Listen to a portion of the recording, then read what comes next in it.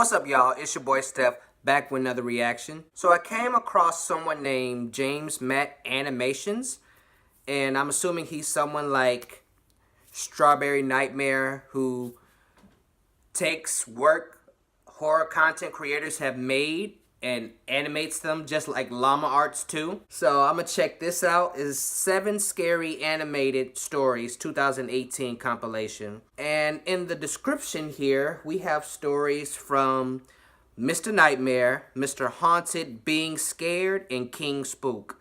I've reacted to Mr. Nightmare's videos, Mr. Haunted's videos, and I've only reacted to videos Being Scared has been featured in.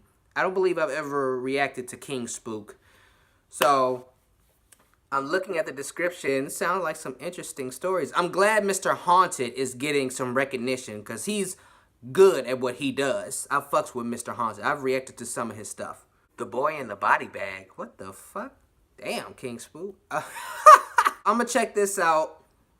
I'm pretty sure it's gonna be dope, especially if Mr. Nightmare and Mr. Haunted are in there. In the description will be a link to Jamesmat Animations channel, along with a link to this original video, so y'all can go and see it for yourselves. Also will be links to all of these content creators down here, so there will be links to Mr. Nightmare's, Mr. Haunted's, Being Scared's, and King Spook's channels, all in the description. Without further ado, let's get into it. And it was uploaded December 22nd, 2018, right before Christmas. I used to be a trucker and would do a lot of late night runs. I usually had my coffee to keep me going through the night, and even then it would still be tough. This night, however, I didn't have my coffee, and things weren't going so well. On several occasions, I almost fell asleep behind the wheel, and I was only just barely able to save myself from completely drifting away by actually feeling the truck drifting off to the side of the road. Then, just as I thought I was regaining my awareness, I saw a black figure coming up in the road, right in the path of the truck. I swerved away to avoid the figure and just barely missed it. Keep going. I had to come to a complete stop to try and gather my sanity back up. No, keep going. I looked in the left rearview mirror. The figure was still standing in the middle of the road. I am not usually a person to confront things in any situation, but something possessed me to get out of that truck and give the person a piece of my mind. You got out? But when I got out of the truck, there was nobody there. I was seemingly the only person on this road for miles. I took off after that, and about 5 miles down the road, I pulled over and fell asleep. I think my mind was playing tricks on me that night, but I don't know why my brain would create such an eerie image.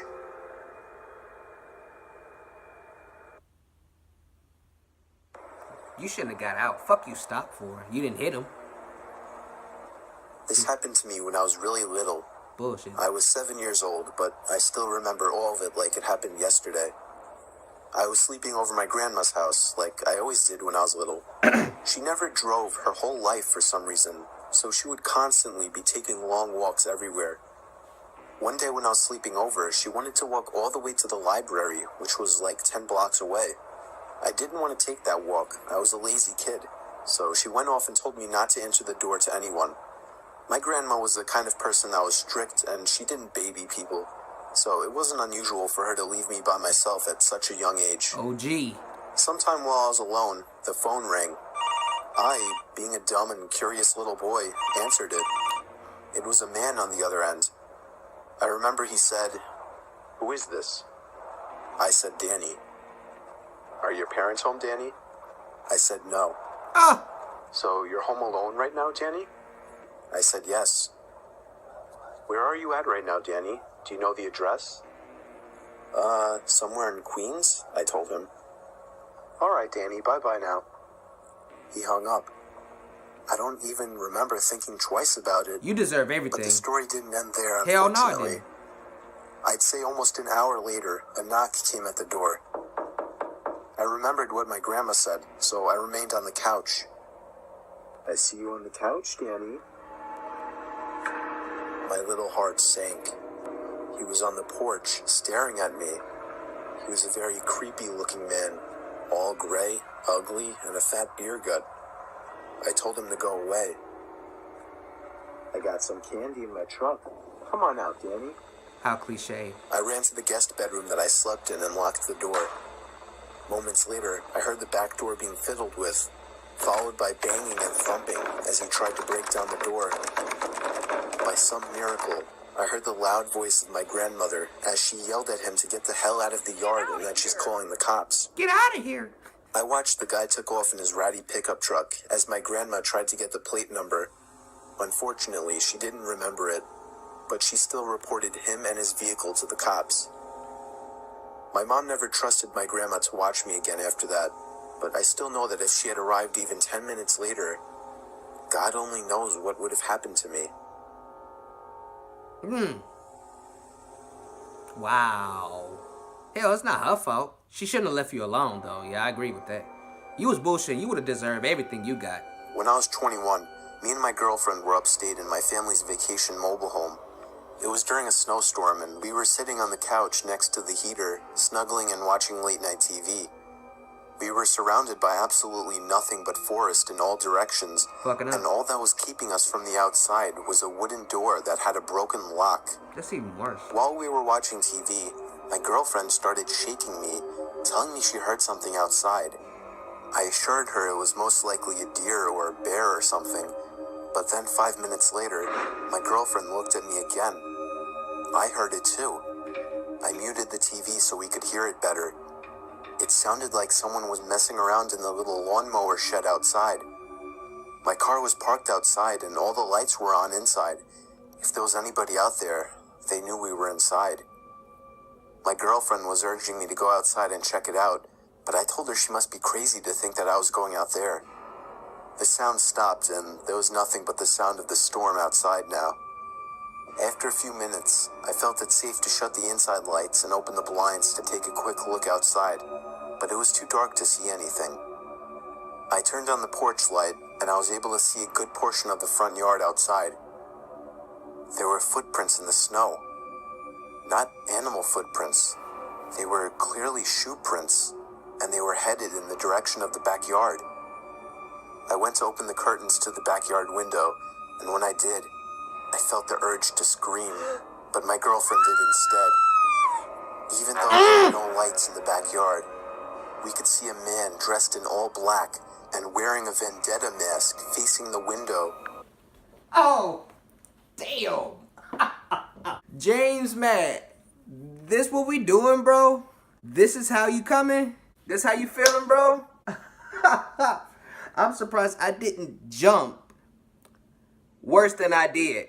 You know what? Because I was lightweight expecting something like that to happen. Had I not been expecting it, oh, dude, I would have been like, you know, I probably would have stood the fuck up and shit. I kept my scream in, though. Damn. That was good. I like this. I know Mr. Nightmare is narrating this, is his story, but the animation that and the sound effects that Jamesmat is adding, dude, that's fucking with me. Oh, hold on. I immediately shut the blinds and told my girlfriend to go hide in the bedroom, while I grabbed my grandpa's hunting rifle out of the closet. I pushed the cinder blocks and a bunch of other heavy objects in front of the door as a barricade, shut all the blinds and lights, and went to hide with my girlfriend in the corner of the bedroom. You know y'all there. There was a bang at the front door. He was trying to bust open the door. I don't even think he tried the knob, but it didn't matter either way. It really didn't. After a few futile bangs to the door, it seems the man finally gave up. I stayed up that whole night with the gun by my side while my girlfriend slept.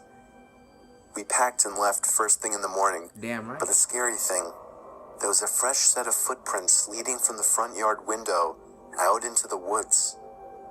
I haven't been up there since. I don't plan on ever going back up there. I would never return.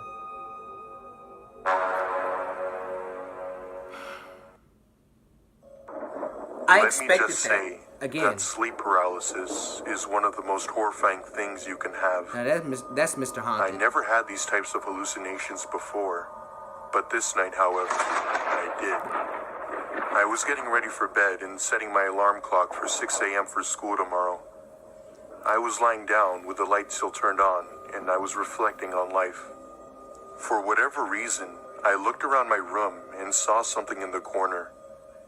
It was the most horrifying thing I've ever seen. It was a woman staring right at me, but her arms were down to her feet, and her eyes were nothing but big black holes. And her mouth was open wider than anyone humanly could. Another thing I noticed was that I couldn't move. I could only move my eyes. I just stayed there staring at her while she stared at me. Then, she started slowly walking over to the front of my bed. Oh my God. She raised her arms up high and let out a horrifying scream. I closed my eyes and knew I was about to die. Then, the screaming suddenly stopped, as if a switch were turned off. I opened my eyes, ready to see what was in front of me, but there was nothing. I felt relieved and glad that she was gone. I'm not sure why my mind would create an image like that. But even though there was really no woman or scream, this was the most horrifying experience I've ever had. Something's gonna happen. Oh, okay. Being scared. When I was 13, I woke up in the middle of the night after hearing something hit my window. The window in my room faced the street, and we didn't have a fence or anything in front. I looked over and saw a man standing outside my window. He was smiling. He didn't do anything except stand there and smile. Call the police. I wanted to scream, but couldn't for fear of what he would do. After a couple of seconds, he walked away out of sight. A few more seconds later, I heard my front door open. No mistake. It opened quietly. You couldn't hear it unless you were awake. Why was it unlocked? Listening for it. After that, silence for about 1 minute. Then, my bedroom door opened and the man walked into my room. I was petrified. He stood there right in front of me and just smiled. His clothes were dark and he was clean shaven. He stood there for a good minute before turning around and walking out again. I heard my front door open and close, and then nothing. I ran to my parents' room and told them what just happened, and they freaked out. They were positive they had locked the door. It was the scariest thing that's ever happened to me by far. I have no idea who he was, and I never saw him again. Your parents were playing around. You thought y'all locked it? Bullshit. James. About 30 years ago, my mom went on a blind date. Her date took her to a restaurant, and although he was nice enough, she just wasn't into him. Not even halfway through the meal, she was already thinking of ways to leave early. The waiter could tell. While my mom's date was in the restroom, the waiter approached her and asked her if she was okay. She explained that she was on a blind date and not having much fun. It turns out the waiter was just about to get off work. He offered to give her a ride home if she waited another 10 minutes. She considered it and was about to say yes when her date came back from the restroom. She gave a subtle head shake, no, to the waiter and then smiled. She and her date finished their meals and then he took her home. The next night, my mom was watching the evening news. A story comes on about a woman being raped and murdered behind a restaurant the night before. The restaurant was the one that she had been at. They showed the murderer's picture. It was the waiter. Woo! The boy in the body bag. What the fuck, man? Ben's cries of Pika, Pikachu filled the living room as he dodged Jamie's red lightsaber. We waited for their friends to show up as I'd volunteered to chaperone the children. I was happy to avoid answering the door all night long. A Viking, Super Saiyan Goku, and a clown appeared on my front doorstep. Turbocharged with energy. Pokemon and Star Wars come I together? complimented their costumes and shivered at Timmy's clown outfit. I fucking hate clowns. I closed up and put a bucket of candy out. I knew some kid was going to dump it into his pillowcase, but at least I tried. Who's that? I asked about the boy away from the rest of the herd. That's Ryan. He's been acting kind of weird, Goku answered. Tell him to leave. Ryan's costume unnerved me the most. It looked like a genuine body bag with holes cut out for his arms, my God. legs, and part of his face. I said hello, and he didn't acknowledge me. Bratty little shit, I thought to myself. I would have kicked him out. The night passed in a blur. The boys stampeded upstairs to get ready for a night of spooky tales before bedtime, when my phone rang and an unknown number displayed on the screen. I let it go to voicemail, and then listened to the message. Hello. This is Ryan's father. Our children play together, so I wanted to let you know ahead of time so that you can prepare yourself for a talk with your kids. My boy passed away last night from a brain aneurysm. As I put the phone down, trembling, I felt a cold hand on my arm. Don't touch me, bruh. Don't touch me, bruh. I can't. Like, fuck, man.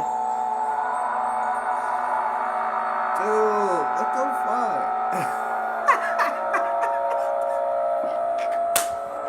I love this.